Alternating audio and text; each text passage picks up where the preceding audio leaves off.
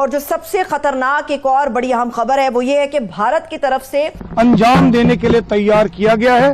और जैसे कि आप लोग सब वाकिफ हैं, रुद्र का मतलब महादेव या शिव या एक और पर्यायवाची हुई प्रचंड आ गई और उसके बाद आफ्टर शॉक्स का सिलसिला इस वक्त जारी है। पहला यह है कि ऐसी कार्रवाई करेंगे कि पाकिस्तान मजबूर हो जाएगा सोचने पर कि वो दुनिया के नक्शे पर रहना भी चाहता है कि नहीं। इसे विशेष रूप से सीमाओं पर दुश्मनों के खिलाफ तुरंत और घातक प्रतिक्रिया देने के लिए बनाया गया है। इस वक्त की सूरत हाल है हमारे ईस्टर्न बॉर्डर्स पे भी और वेस्टर्न बॉर्डर्स पे भी। एज ए जर्नलिस्ट ये मेरा तजिया है, एक्सपर्ट तो आप हैं डिफेंस एरियाज के, लेकिन मुझे लगता है कि ईस्टर्न साइड के ऊपर वो तैयारी पकड़ रहे हैं किसी भी तरीके से पाकिस्तान के ऊपर हमला करने की। तो वो जी बार बार धमकियां आती हैं, हम ये तोड़ देंगे, हम ये काट देंगे। तो इंडिया ने इस बार क्या किया, उसको चौड़ा कर दिया और उन्होंने कहा भाई बहुत हो गया, हम आपको एक बार भी धमकी नहीं दी कि हम बांग्लादेश को खा जाएंगे, बांग्लादेश को हम ये कर देंगे। पाकिस्तान ने नाज़रीन फिजाई हुदूद बंद करने का ऐलान कर दिया है। कुछ बहुत बड़ा होने जा रहा है। जो एक मुख्तलिफ चीज जो सामने आई है कि जिस तरीके से ओपनली अफगानिस्तान ने अपने को एग्जर्ट किया है on the western border, Pakistan को शौक मिला है और शौक के साथ पाकिस्तान को उनकी औकात याद दिलाई है अफगानिस्तान तालिबान की सरकार ने। भारत ने ब्राह्मोस मिसाइल्स अपनी सरहदों पर तैनात कर दिए हैं और पाकिस्तान के अहम मकामात को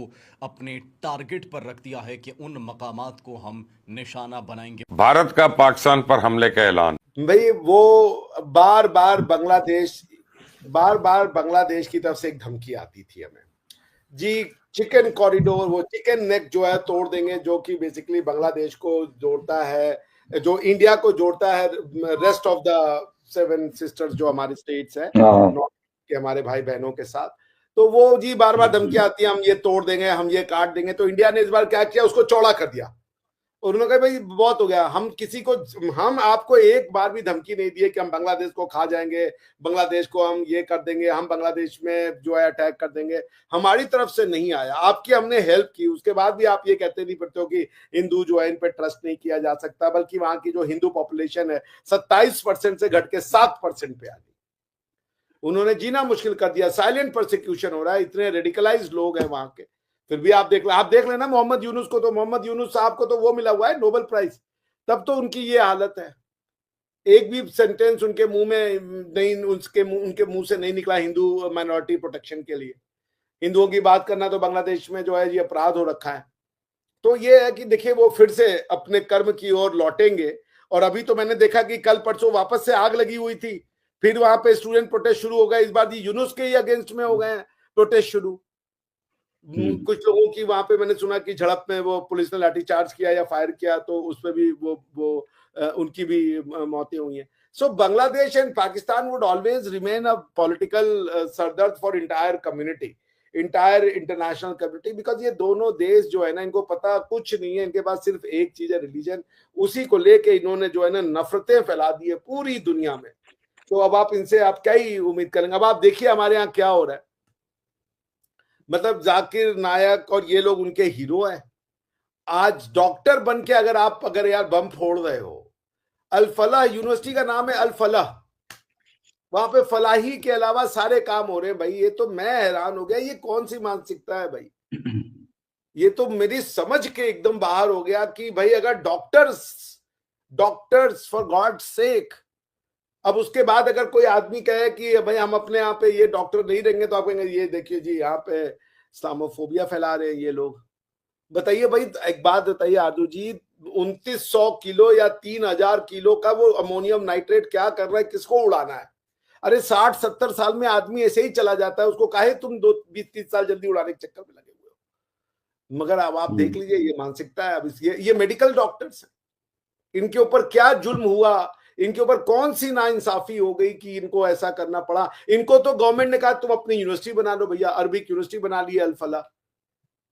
तो यही है, देखिए वो चिकन नेक के लिए भारत को भी बिल्कुल अपने आप को स्ट्रेटेजिकली स्ट्रॉन्ग करना चाहिए, क्योंकि बार बार बांग्लादेश और पाकिस्तान के जनरल आपस में मिल रहे हैं। हालांकि होना कुछ नहीं है, क्योंकि मेरे हिसाब से एक कंगाल है एक भिखारी है, दोनों के बीच में बात यही हो रही होगी कि तुम जो है उनसे पैसे मांगना, मेरे इलाके में तुम मत आना, मैं तुम्हारे इलाके में नहीं जाऊंगा, हमारा इलाका डिवाइडेड है, ये अमेरिका ये हमारा है, ये इससे हम लेंगे, तुम नया वाला ढूंढो कोई अफ्रीका में।